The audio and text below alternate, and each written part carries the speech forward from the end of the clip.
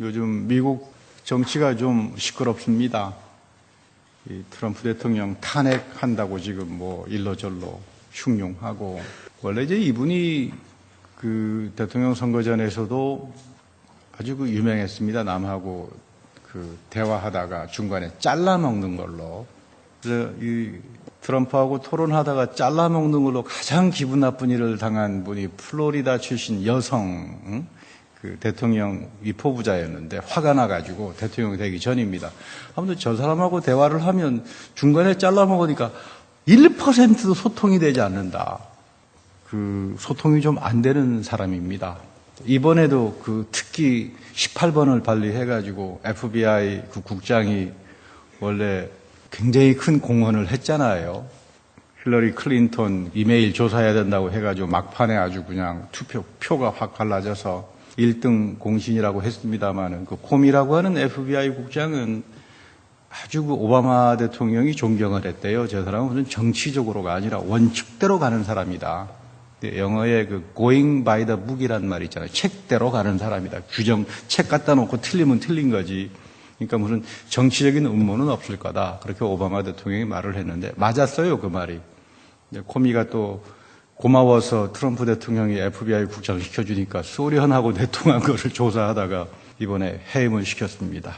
그래서 지금 공식적으로 뭐 탄핵 이야기도 되고 뭐 여러 가지 말들이 나옵니다만은, 아무튼 일방통행입니다. 근데 여러분, 어느 나라일수록 강국일수록 소통이 되는 게 특징입니다. 일방통행은 절대로 나라를 강하게, 또는 어떤 사회를, 또는 교회 공동체를, 어떤 종교의 어떤 단체들을, 절대로 일방소통은 결과를 아름답게 갖지 못합니다. 가장 대표적인 케이스가 로마입니다. 로마와 카르타고가 전쟁을 벌였는데 하니발이라고 하는 그 장수가 나와서 로마를 그냥 다 쳐부셔서 전쟁에서 승리했지만 결국은 하니발은 로마에게 먹히고 맙니다.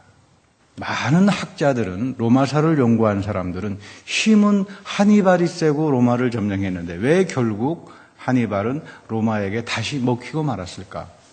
그 원인을 로마의 시민권 제도에서 봅니다. 로마는 전쟁을 해서 이기면, 정복을 하면 정복자들에게 똑같이 로마 시민으로 대접해주고 너와 나는 하나다.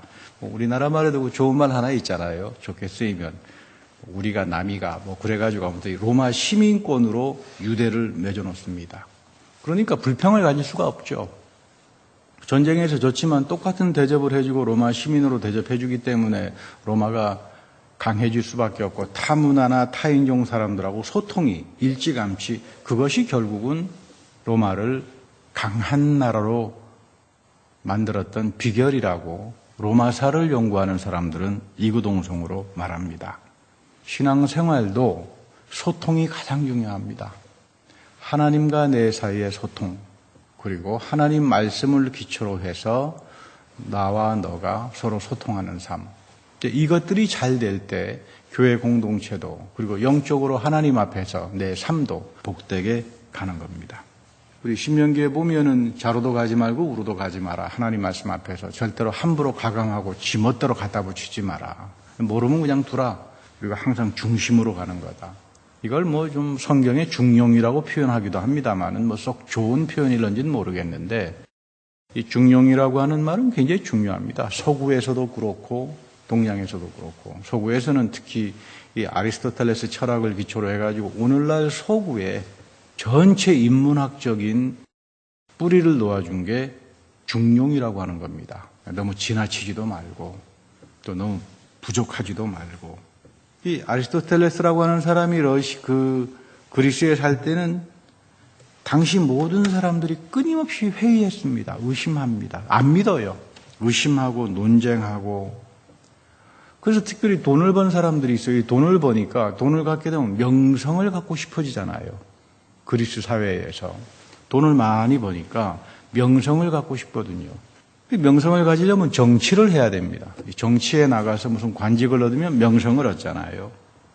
그리고 그 당시에 어떻게 하면 상대방을, 진리하고는 상관없이 기술적으로 상대방을 쓰러뜨릴까? 상대방의 약점을 잡고 늘어져 가지고 상대방을 꼼짝하지 못할까? 이런 말을 가르쳐주는 선생들이 있었습니다. 돈 많이 줘야 됩니다. 그 선생 찾아가서 하면 이제 어떻게 상대방을 쓰러뜨리고 말꼬리를 잡고 그렇게 하면서 이제 승리하는. 그러니까 이제 여기 가서 등록금 내고 비싼 돈 주고 배워가지고는 정시판에 나가가지고 이제 그 행사합니다. 그래서 이제 아리스토텔레스라는 사람이 아주 개탄을 합니다. 그 시대 사회를 보면서 이거 참 큰일 났구나. 요즘 보면 개나 소나 말이나 다 정치를 하려고 그런다. 여러분 개나 소나 말이 정치하려고 그러면 그거 되겠습니까? 그래서 이분이 이제 쓴 책이 뭐냐면 윤리입니다. 정치학이라고 하는 책을 쓰고 난 다음에 그 다음에 윤리를 씁니다. 정치를 하려고 하는 사람은 반드시 도덕적으로 윤리적으로 훈련이 되어 있어야 되고 사람으로서 인격적으로 훈련이 되어 있지 않으면 정치라고 하는 거는 개나 소나 말이나 이 모든 사람들이 다 하는 난장판이 돼버리고 만다. 근데 그런 면에서 서구의 전통은 일찍 정치는 윤리고 윤리는 중용의 삶으로 가는 거다. 덕 있는 사람은 너무 지나치지 않게 중용으로 가는 길이다. 이게 서구, 유럽, 미국의 모든 정치 시스템에 이렇게 하나의 기초가 됩니다. 그런데 성경에서 말하는 중용은 조금 다릅니다. 아리스토텔레스하고는. 이 신명기에서 말하는 중용이라고 하는 것은 하나님의 말씀은 스스로 드러난다. 이 하나님의 말씀의 진리가 빛으로 우리에게 들어오잖아요. 여러분들 시편 읽다가 보면 점점 그런 체험도 하겠고 또 여러분들의 기도 생활 속에서 빛으로 올 때가 있거든요. 깨달음으로. 내가 평소 알지 못했는데 하나님 말씀이 이런 뜻을 갖고 있구나. 이런 깨달음으로 이 빛이죠. 인라인먼이라고 그럽니다만은 인라이트닝 라이트이다. 나를 깨닫게 해주는 어떤 영적 각성의 빛으로 새롭게 온다. 그래서 하나님 말씀의 진리는 이렇게 드러납니다. 스스로.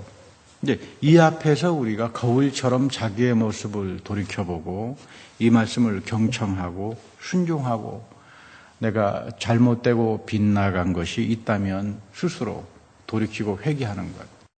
이것이 이제 성경이 말하는 좌로도 가지 말고 우로도 가지 말고 중심으로 가서 원전의 모습으로 가서 너의 모습을 이제 비추어 보아라. 그런 뜻이 될 겁니다. 예수님은 당시 바리새파들이 이런 하나님 말씀에서 많이 빗나간 걸 보았습니다. 바리새파는 토라도 열심히 지켰고 실행도 많이 했지만 오늘 특별히 본문에 보면 바리새파가 나와서 많은 이야기 하잖아요. 2번씩 금식도 하고 소득에 11조도 내고 아무튼 열심히 살았는데 예수님 보시기에는 이 중심, 이 하나님 말씀의 중심으로 못 들어간 사람들이에요. 그래서 이제 너희들은 회칠한 무덤이고 위선자들이다. 우리가 하나님 말씀 읽으면서 바리새파처럼 읽어서는 큰일 납니다. 우리 역시 회칠한 무덤이 될 수 있고 위선적인 존재들이 될 수 있기 때문입니다. 이 잠언 28장 9절에 가보면 잠언 28장 9절에 가면 참 소중한 말씀이 있는데 사람이 귀를 돌이키고 율법을 듣지 아니하면 그의 기도도 가증하니라. 이게 무슨 말이냐면요. 기도를 할 때 하나님 말씀에서 빗나가 버린 기도들.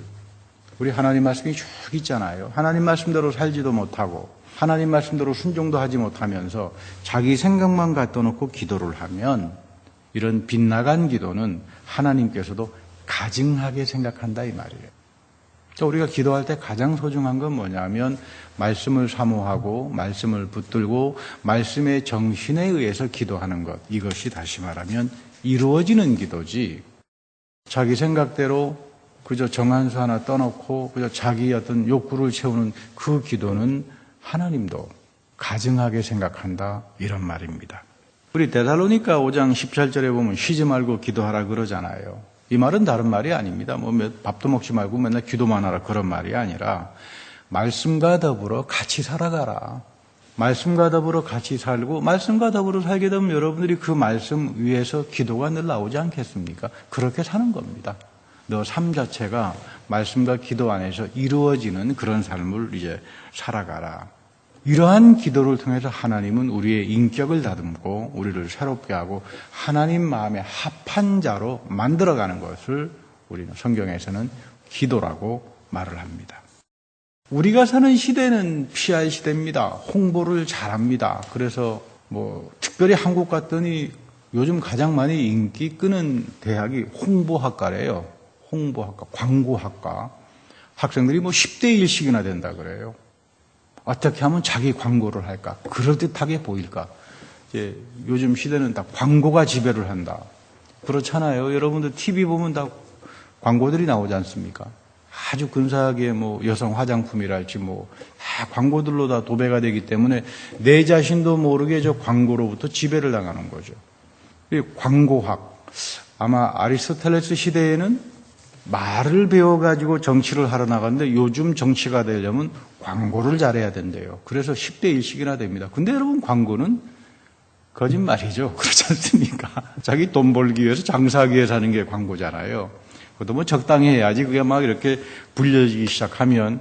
근데 어쨌든 오늘 우리가 사는 시대는 자기 광고의 시대니까 이게 하나님 말씀의 정신하고는 많이 맞지 않습니다. 이런 게 지나치면 이상해지죠. 몸짱이란 말, 얼짱이란 말, 그 짱이란 말들이 그렇게 많이 나옵니다. 짱. 중국말에서 나오나 짱이란 말이 중국말이기도 한데 미와 건강에 대해서 아주 선풍적인 인기를 끌었는데 수년 전에 중국 대학에 강연하러 갔더니 중국 대학생, 대학원생들도 이 성형의 성형 수술에 아주 열풍이 붑니다. 이게 왜 이러냐 그랬더니 다 한국 영향 때문이래요. 한국 문화의 영향을 받아서 얼짱, 밑짱, 이게 얼굴 고친다고 그러고 말이죠. 그래서 중국 대학원생들도 얼굴 안 고친 사람들이 드물 정도로 그렇게들. 저는 처음에 중국 대학원생들을 봤을 때 왜 이렇게 얼굴들이 예쁜가 생각했는데 알고 보니까 다 성형한 거더라고요. 그래서 제가 강연하면서 그런 말 했습니다. 아름다움은 얼짱이나 무슨 밑짱이나 비키니 차림해가지고 있는 게 아니라 여성들이 손톱에 때가 끼지 말아야 되고 비키니를 입더라도 배꼽에 때가 끼고 이건 용서를 받지 못하니까 이거 좀 청결하게 사는 게 이게 여러분 아름다움이지 그거 갖다 붙인다 그래가지고 광고 갖다 붙인다 그래서 되는 건 아닐 겁니다. 하나님 말씀은 우리를 거품으로 해서 빼게 합니다. 우리가 하나님 말씀 앞에 자꾸 서게 되면 내 삶에 거품이 빠져요. 진짜입니다. 하나님 말씀을 읽다가 보면 내 양심이 아프거든요. 내가 참 하나님 앞에 이렇게 모자란 사람이로구나. 자꾸 하나님은 나의 거품을 뺍니다. 이 거품을 빼는 것을 사도 바울은 하나님 앞에서 내가 영적으로 죽는다 이렇게 표현하는 겁니다. 내가 거품이 빠져야 하나님의 말씀과 성령이 내 안에 충만해져서 복된 삶으로 나오지 않겠습니까? 나의 생각으로 가득 차 있으면 나의 것으로 충만해 있으면 나의 광고 자기 PR로 충만해 있으면 그 어디 하나님의 말씀이 들어가겠으며 하나님의 성령이 그 안에 들어가겠어요? 못합니다. 오늘 우리가 읽은 사무엘하 8장 핵심은 15절에 있습니다. 다윗의 이야기인데 다윗이 왕이 되어가지고 이스라엘을 다스리는데 언제나 자기 백성 모두를 공평하고 의로운 법으로 다스렸다 이렇게 평가를 합니다. 근데 그 전후 맥락을 읽어보면 다윗은 다스릴 때 철저하게 토라에 충실했습니다. 그 말은 뭐냐면 자기의 삶도 늘 하나님 말씀인 토라에 비추어서 살았고 이 말씀을 가지고 백성들도 그렇게 다스리는 겁니다. 그러니까 왕이 솔선수범해서 하나님 말씀대로 살면서 백성에게 적용하니까 국가의 형통이 시작되는 거 아니겠습니까? 나는 왕이니까 열애다. 너희들만 지켜라. 이러면 여러분 이거 곤란하죠. 그렇지 않습니다. 성경에는 소위 그 특권적 사유 그런 거 허용 안 합니다. 우리가 하나님 앞에서 다 똑같은 하나님의 자녀들이고 주어진 기능과 임무만 다를 뿐이지 하나님이 성도들을 사랑하지 누군 특권을 가져서 난 열애고 너희들은 하고 이런 거 자체가 성경에는 없습니다. 그런데 우리가 한 가지 성경을 읽으면서 조심해야 되는 것은 성경에는 축복이랄지 형통이랄지 사랑이랄지 은혜랄지 많은 말들이 나오는데 우리가 성경을 통해서 이 말의 뜻을 배우지 못하고 내 생각대로 읽게 되면 결과론적으로 읽게 됩니다. 요즘 어려운 말인데 좀 어려운 말로 말하면 환원주의라고 합니다. 환원주의. 여러분 이쪽으로 빠지기 시작하면 우리는 다 기복신앙, 하나님 보시기에 가증한 자로 돼버리고 맙니다. 예를 들면 성경에서 말하는 하나님의 사랑은 헤세드 구약에서 또는 신약에서는 아가페라고 말합니다. 이러한 신적인 사랑을 노래한 것이 바울이 고린도전서 13장에 나오는 이야기입니다. 고린도전서 13장에 나오는 사랑은 인간이 못하는 사랑입니다. 그렇잖아요. 하나님이 예수 그리스도 안에서 하신 사랑이죠. 예수 그리스도 안에서 하나님이 하신 사랑은 우리가 쫓아가는 거겠죠. 제자처럼 좀 흉내라도 내보려고 애를 쓰는 거겠죠. 하나님이 십자가에서 우리의 생명과 구원을 위해서 스스로 보응을 당하고 심판을 당하고 저주를 당했다. 이거 아가페입니다. 이건 사람이 하지 못합니다. 그래서 인간의 사랑이라고 하는 것은 에로스입니다. 육적인 거죠. 여러분 뭐 에로스라고 하는 거 우리가 잘 알지 않습니까? 남에게 잘해줍니다. 잘해줬는데 자기를 배신하거나 자기 마음에 상처를 주면 당장 이것이 분노로 바뀌잖아요.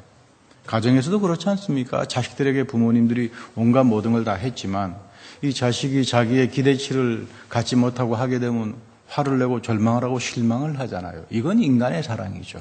하나님의 사랑하고는 이야기가 다릅니다.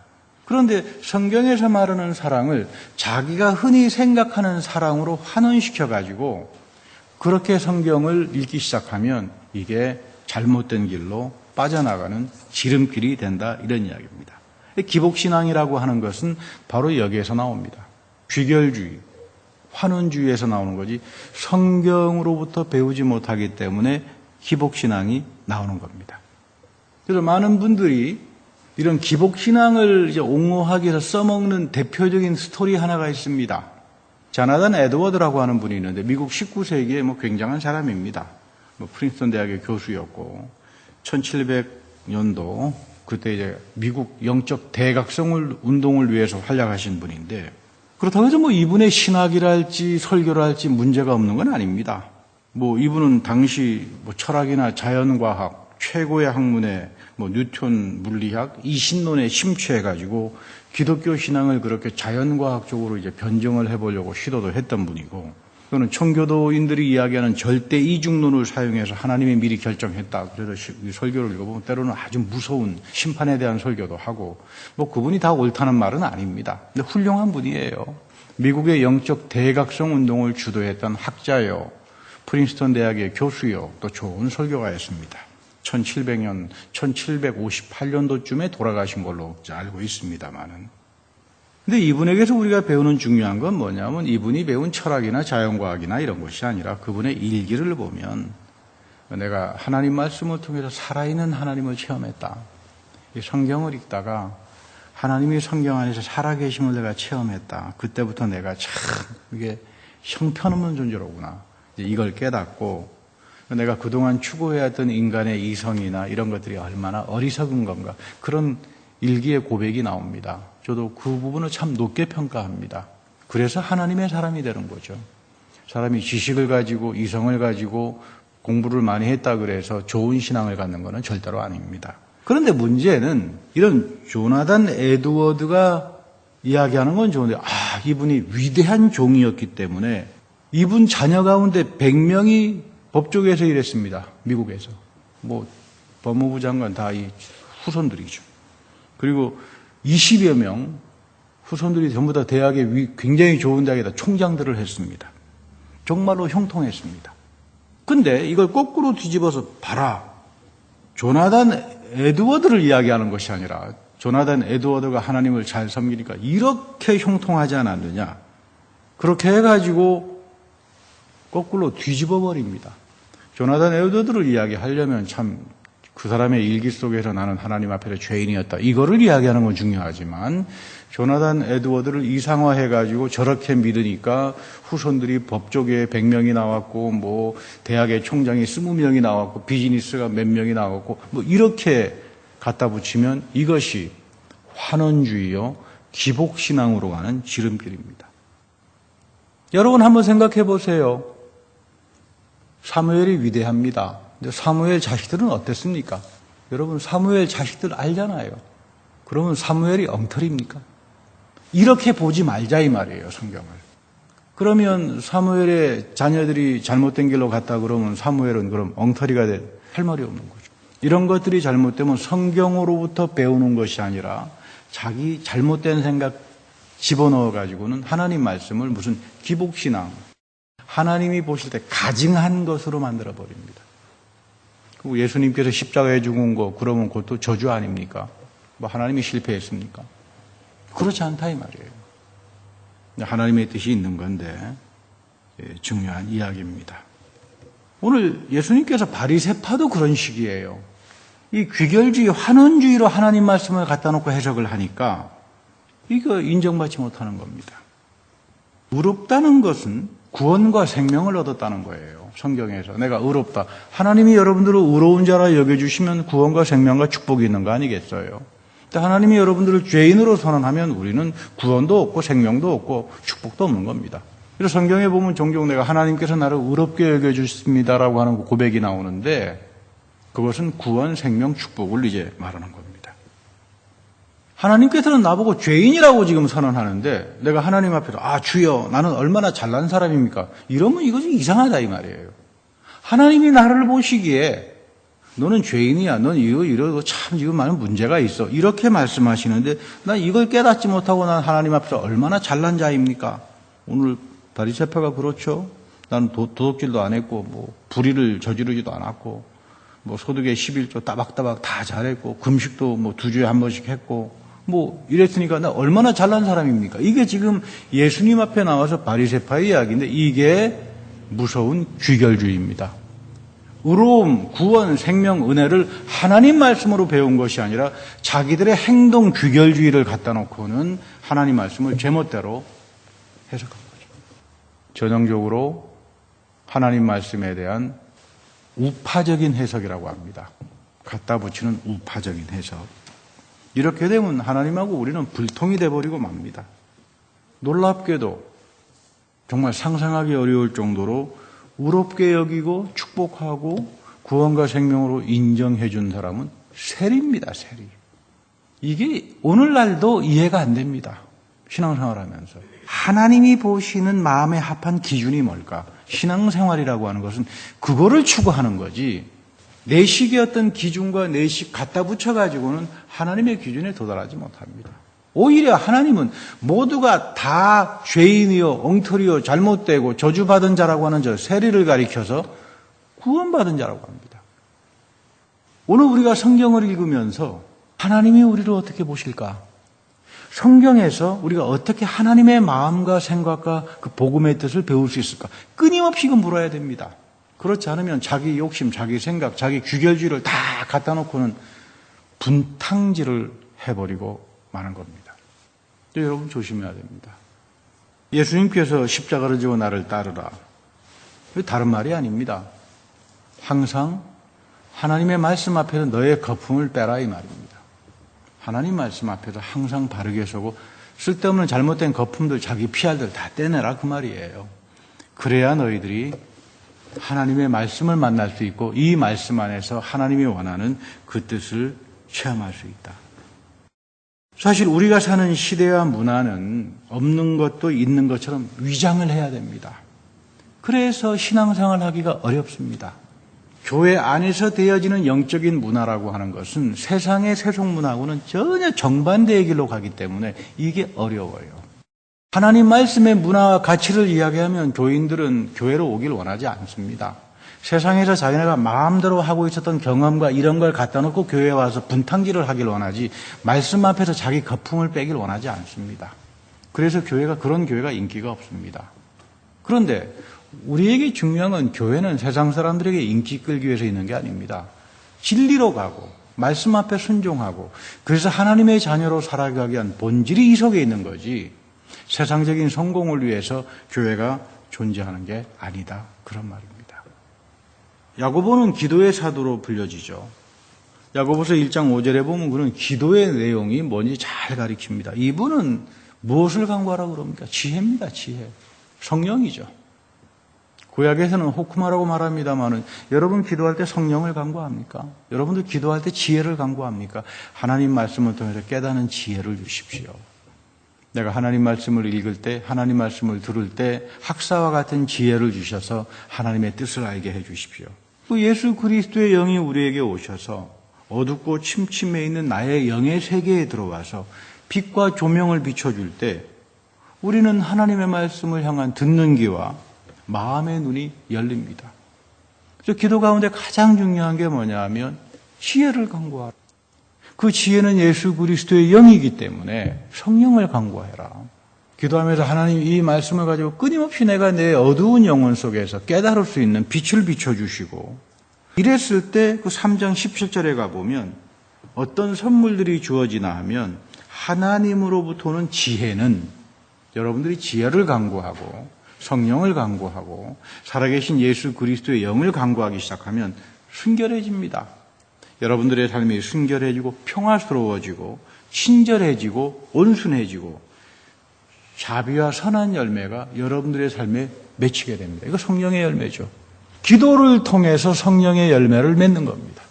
기도를 통해서 어떤 기도를? 성령을 간구하는 기도를, 지혜를 간구하는 기도를, 내가 하나님 말씀 앞에 내 거품을 빼는 기도를 통해서 하나님 것으로 채워지는 게 성령의 열매예요. 이 성령의 열매가 다시 말하면 야고보는 3장 17절에서 하나님으로부터 오는 지혜는 순결하고 평화스럽고 친절하고 온순하고 자비와 선한 열매가 풍성해지고 편견이나 치우침이나 위선 같은 것들이 없다, 그 이야기입니다. 여러분들이 이런 기도를 통해서 이런 하나님의 성령의 열매가 이루어지고 또한 이 열매를 통해서 여러분들의 삶이 복되기를 바랍니다. 절대로 우리가 두 마음을 품지 말아야 됩니다. 이 두 마음은 아무것도 받지 못합니다.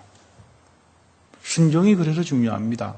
하나님 말씀대로 가면 되는 겁니다. 듣고 순종하고 실행에 옮기면 되는 겁니다.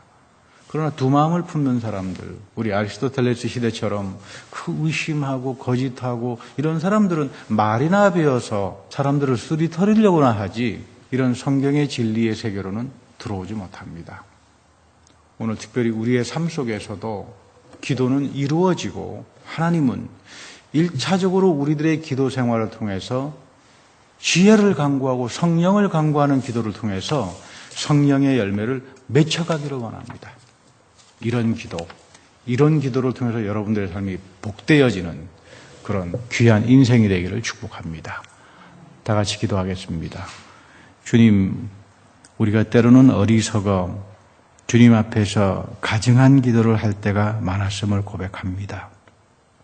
이제 이런 거품들을 다 빼내어 하나님 말씀을 사모하고 하나님 말씀을 붙들고 기도하는, 그래서 성령을 간구하고 지혜를 간구하고 살아계신 예수 그리스도의 영을 간구하여 우리의 삶 가운데 풍성한 성령의 열매를 맺혀 살아가는 우리 모두가 다 되게 하여 주옵소서. 우리 구주 예수 그리스도의 이름으로 감사하며 기도드립니다. 아멘.